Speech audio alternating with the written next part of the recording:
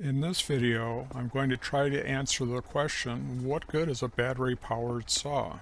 Can you use it in the woods? My only experience with a battery-powered saw is this Dewalt, which takes a 60-volt battery. It's the bigger saw. I got this for basically use at the sawmill, nipping off branches that didn't get cut off, or a stub, or maybe even a root flare, that type of thing, where you're just gonna, use it for just a couple of minutes and go on from there. I was so impressed with this performance, I actually did some bucking of logs and that type of thing with it as well. And I had a bit of a TSI, a timber stand improvement cut to do, so I figured I would take it up there and see what it would do on standing trees and to show you all what it can do. Now these trees are all hard maple, beech, cherry, maybe some soft maple in there, a little variety, but all hardwoods, so it is a bit of a challenge for a saw. All of the tree cutting is done at regular speed. Their videos are not sped up. This is the actual time it takes to fall the tree. Some of the things where I'm topping, some of the shots where I'm topping the tree and that type of thing, I did speed up just to, keep the interest up a little bit. I started with smaller trees and worked my way up just to show you. I know what this will do, so I know that I could actually cut down a pretty good sized tree with it. But, figured I would just kind of go through the paces with it. And typically I don't fall trees with this. I've got a number of chainsaws that I use, including a Husqvarna 371, which is a pretty good size saw. My son's got a 395, which is a big saw. So I've got plenty of options with gas-powered saw, but this is very handy. It's a lot lighter than the bigger saws, and it has a fair amount of torque. It's surprising what this thing will do.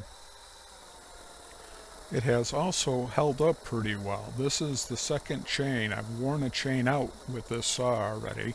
I've had it for well over a year, and have used it a fair amount.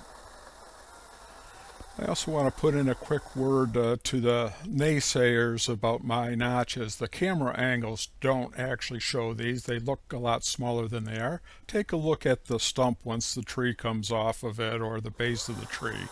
The notches are fairly good size, and they do their job of directing the tree where I want it to go.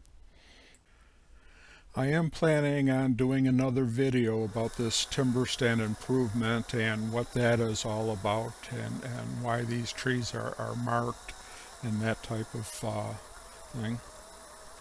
Most of the work I've done here I've done with gas-powered saws, but I figured I'd take this up and show you what it can do.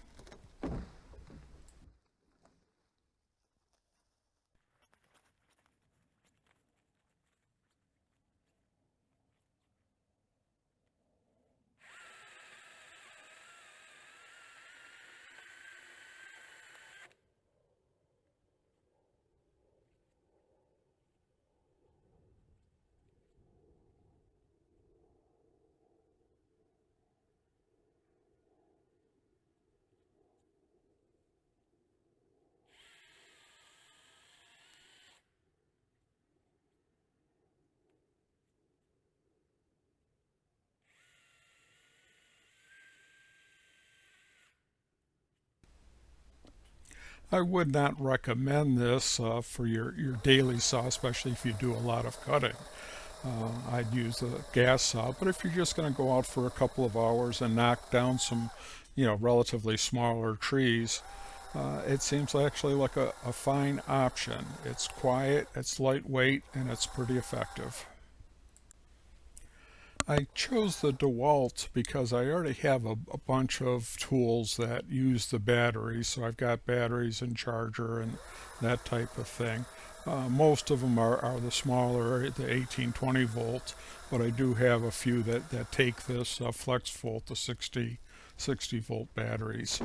So I know that there's a lot of other saw brands out there, and I'm sure a lot of them are as good or better.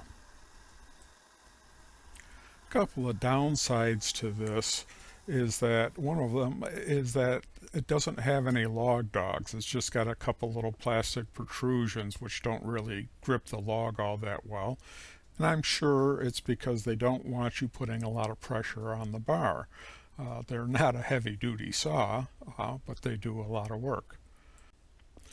The other is that they use a low-profile chain, which has the anti-kickback feature in it. And in general, they don't work quite as well as a regular chain without that.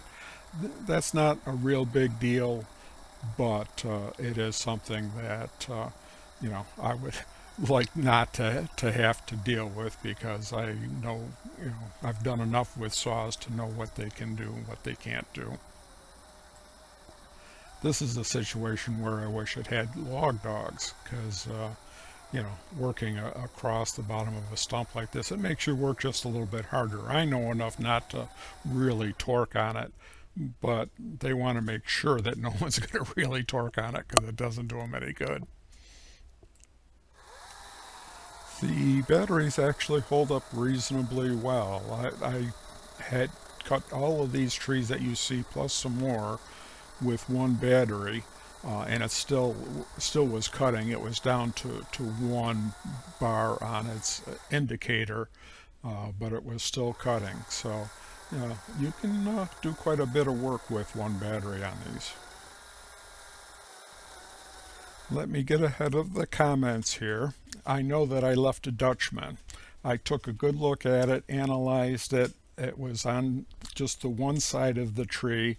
I figured I could create a big enough hinge that this would fall in the direction that I wanted it to, and it did. If you watch, this tree does not break off the hinge until the notch is fully closed.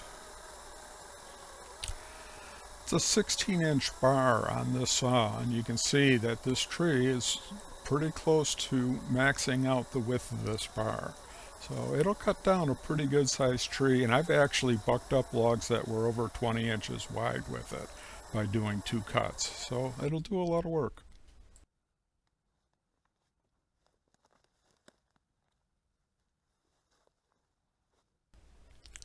So is this going to be my go-to saw when I'm working in the woods? No.